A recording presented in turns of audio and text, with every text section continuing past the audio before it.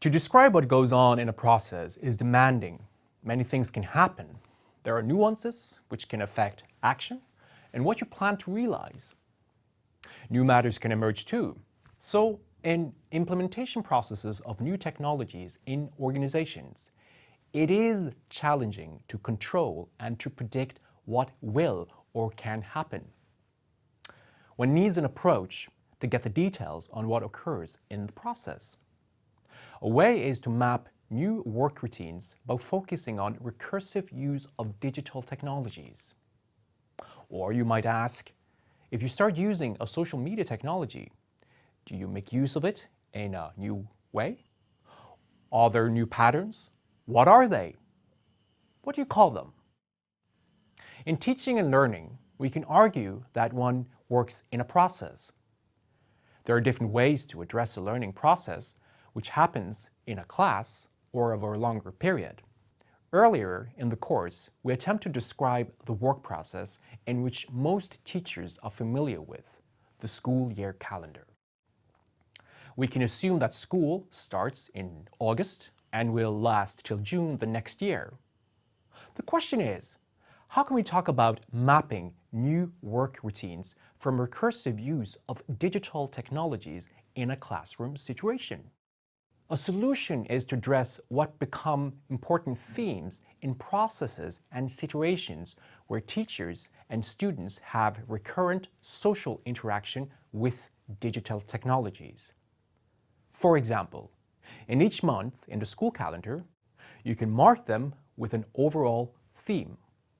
This is based on how particular learning activities go, large or small ones. This approach was used in my study of Inger's classroom practice. A tag was used to point out recurring and constituting technology patterns and contextualized in a linear story. The 2 first months was called the introduction phase. Here, Inger introduced her students to work digitally.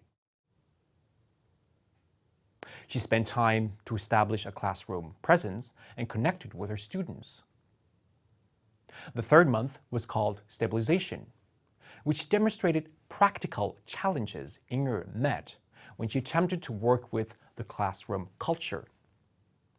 She tried to motivate her students to use social media and encourage them to participate in her learning activities. The 4th month was called Unexpected Enabler. This was a period showing how certain social media technology had a positive outcome. For example, she tried out a simple gaming app. She thought it would be a failure, but to her surprise, her students used it to carry out a learning activity related to learning goals set in the curriculum in English. The 5th month was tagged the halfway assessment. This was a period used for evaluation of her classes. Now, Inger assessed how the students accepted working with digital technologies.